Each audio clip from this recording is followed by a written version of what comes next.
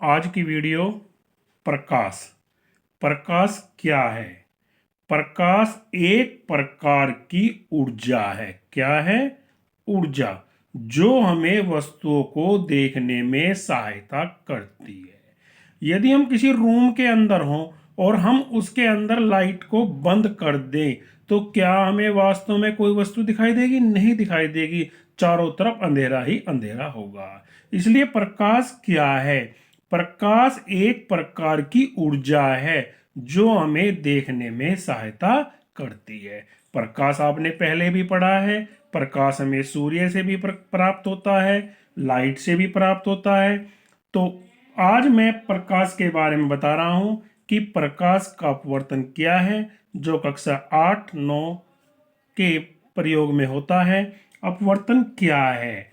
जब प्रकाश की एक किरण एक माध्यम से, मान के चलो यह वायु है और यह जल है, जब प्रकाश की एक किरण एक माध्यम से दूसरे माध्यम में जाती है तो अपने मार्ग से विचलित हो जाती है, अपने मार्ग से हट जाती है, दूसरे मार्ग में जाकर मुड़ जाती है। इस घटना को प्रकाश का अपवर्तन कहते हैं। जब प्रकाश की किरण एक माध्यम से दूसरे माध्यम में जाती है, जैसे ऊपर एयर है, नीचे वाटर है। एक माध्यम क्या है हमारा? एयर। और एक माध्यम हमारा क्या है? वाटर।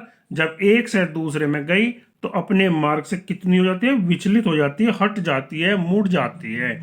इस प्रकार की घटना को ही हम क्या कहते हैं? प्रकाश का अपवर्तन कहते हैं। यदि हम इस पर कोई लंब डालें, लंब कितने अंश का कोण होता है? 90 अंश का कोण होता है। यदि हम इस पर लंब डालें तो इस किरण को हम बोलते हैं आपतित किरण।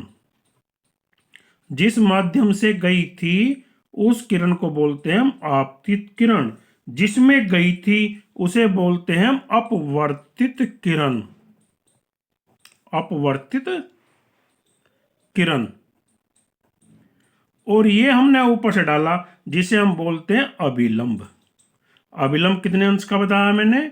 तो अपवर्तन के दो नियम होते हैं। आपतित किरण ये वाली, अपवर्तित किरण मुड़ जाने वाली, और अभिलंब, तीनों एक ही बिंदु पर, ये जो बिंदु है ना, इस बिंदु पर स्थित होता है। इसलिए इसे प्रकाश के अपवर्तन का पहला नियम कहते हैं।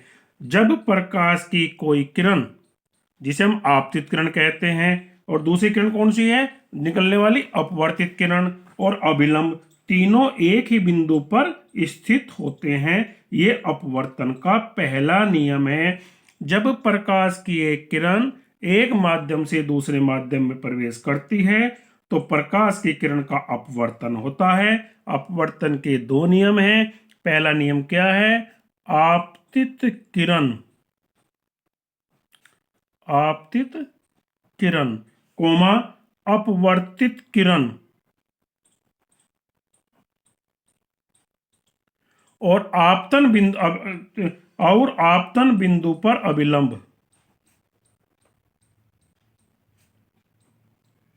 क्या बताया मैंने? तीनों एक ही बिंदु पर स्थित होते हैं। तीनों एक ही। ये आप अपनी बुक के अंदर भी देख सकते हो, बुक में भी लिखा हुआ होता है। दूसरा क्या है? प्रकाश का अपवर्तन ही। दूसरा नियम ये है, ये जो कोण है आपतित किरण वाला, इसे बोलते हैं हम आपतन कोण। क्या कहते हैं? आपतन कोण। और दूसरे वाला होता है ये वाला अपवर्तन कोण। याद रखना, दूसरा नियम क्या है? आपतन कोण की ज्या, इसे बोलते हैं आई, इसे बोलते हैं आर। आपतन कोण की ज्या, ज्या को जब आप बड़ी क्लास में पहुंच जाओगे इसे साइन कहते हैं, तथा अपवर्तन कोण की ज्या का अनुपात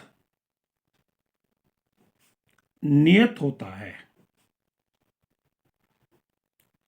जिसे हम स्नेल के नियम से भी जानते हैं। यदि कोई पूछता है कि स्नेल का नियम क्या है, तो जो अपवर्तन का दूसरा नियम है उसे हम स्नेल का नियम भी SNELL स्नेल का नियम भी कहते हैं। अर्थात स्नेल के नियम के अनुसार sine I upon sine R बराबर एक नियतांक होता है, कोस्टेंट वैल्यू होती है। कोस्टेंट का मतलब क्या होता है? जैसे चलो हम इसे स्नेल का नियम ही कहते हैं। हम इस कांस्टेंट वैल्यू को क्या कहते हैं? जब कोई एक माध्यम से दूसरे माध्यम के इस नियतांक को क्या कहते हैं? पहले माध्यम से, पहला माध्यम कौन सा था? वायु, हवा के सापेक्ष दूसरा माध्यम का अपवर्तनांक है, जिसे हम रिफ्लेक्टिव इंडेक्स भी कहते हैं। जैसे कोई वस्तु एयर में थी, शुरू में ANR, ए का मतलब वायु, एन का मतलब अपवर्तनांक, आर का मतलब वाटर।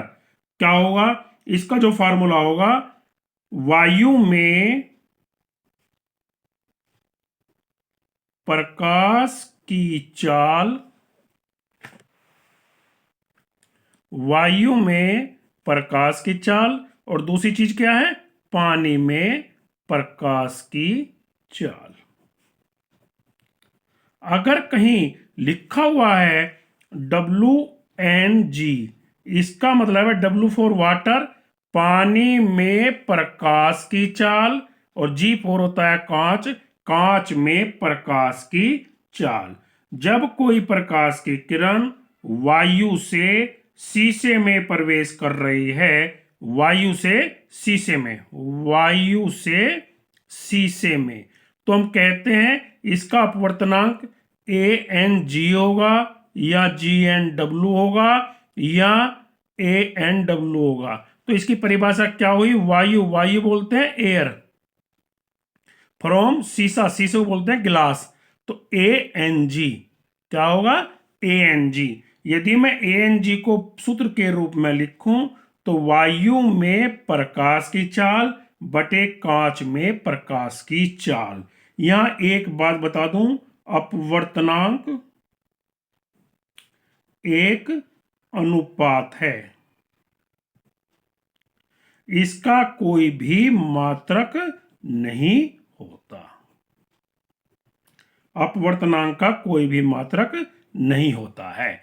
यदि मैं इसके एग्जाम्पलों के बारे में बताऊं, एक बीकर है, एक बीकर के अंदर पानी भरा हुआ है, ये बीकर है, इसके अंदर पानी भरा हुआ है। यदि हम इसके अंदर एक पेंसिल को ऐसे डालें तो वो पेंसिल हमें तिरछी दिखाई देती है। ये प्रकाश के अपवर्तन का उदाहरण है। प्रकाश जब पानी में किसी पेंसिल को डाला जाता है तो वह हमेशा तिरछी दिखाई देती है। ऐसे ही तालाब की गहराई उसकी वास्तविक गहराई से, अगर हम कोई जैसे तालाब हम गांवों के अंदर जोड़ भी कह देते हैं, यदि हम उसे देखें तो हम जानते हैं कि तालाब की गहराई उसकी वास्तविक गहराई से, जो वास्तव में गहराई है, वो हमें कम प्रतीत होती है। ऐसा महसूस होता है कि तालाब तो थोड़ी सी गहराई पर है, लेकिन जब उसके अंदर घुसने की कोशिश करते हैं या किसी डंडे के सहारे से देखते हैं तो उसकी गहराई बहुत अधिक होती है। ये भी प्रकाश के अपवर्तन का ही एक उदाहरण है। इसी प्रकार रात को तारों का टमटमाना, ये भी एक प्रकाश के अपवर्तन का ही उदाहरण है। तो यहां मैंने बताया है प्रकाश क्या है। प्रकाश एक प्रकार की ऊर्जा है जो हमें देखने में सहायता प्रदान करती है। प्रकाश का अपवर्तन क्या है? प्रकाश की किरण जब एक माध्यम से दूसरे माध्यम में जाती है तो वह अपने मार्ग से मुड़ जाती है, विचलित हो जाती है, हट जाती है। इस घटना को प्रकाश का अपवर्तन कहते हैं। अपवर्तन के दो नियम हैं, आपतित किरण, अपवर्तित किरण और अभिलंब। तीनों एक ही बिंदु पर स्थित होते हैं।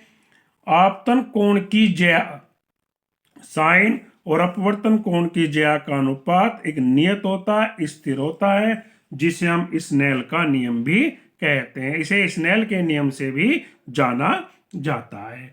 फिर मैंने बतलाया है नियतांक को पहले माध्यम के सापेक्ष दूसरे माध्यम को अपवर्तनांक कहते हैं, जिसे मैंने बताया n से डिनोट करते हैं। जैसे 1n2 पहले माध्यम का दूसरे माध्यम के सापेक्ष अपवर्तनांक। इस शब्दों में मैंने बताया है जब कोई वस्तु ऊपर वायु है, नीचे पानी है, वायु को एयर कहते हैं, पानी को वाटर कहते हैं। जब पानी से वायु से पानी में प्रवेश करती है तो वायु में प्रकाश की चाल बटे पानी में प्रकाश की चाल का एक सूत्र बन जाता है। निरपेक्ष अपवर्तनांक एक अनुपात है, इसका कोई भी मात्रक नहीं होता है। अपवर्तनांक से संबंधित कुछ घटनाएं जैसे मैंने आपको बताया है, एक बीकर के अंदर पानी, यदि मैं पानी में किसी पेंसिल को डालूं तो वो पेंसिल हमें टेढ़ी दिखाई देती है। किसी कोई तालाब के अंदर पानी भरा हुआ है, हमें ऐसा महसूस होता है कि तालाब में पानी कम है, कम प्रतीत होता है, उसकी गहराई का अंदाजा नहीं लगा पाते। और तारों का टिमटिमाना, ये सब प्रकाश के अपवर्तन के उदाहरण हैं। इस प्रकार प्रकाश क्या है और प्रकाश का अपवर्तन क्या है, इसके बारे में मैंने आज समझाया है। समझ ना आया हो कमेंट बॉक्स में मुझको लिख देना, मैं अगली वीडियो में इसके बारे में पुनः समझा दूंगा। धन्यवाद।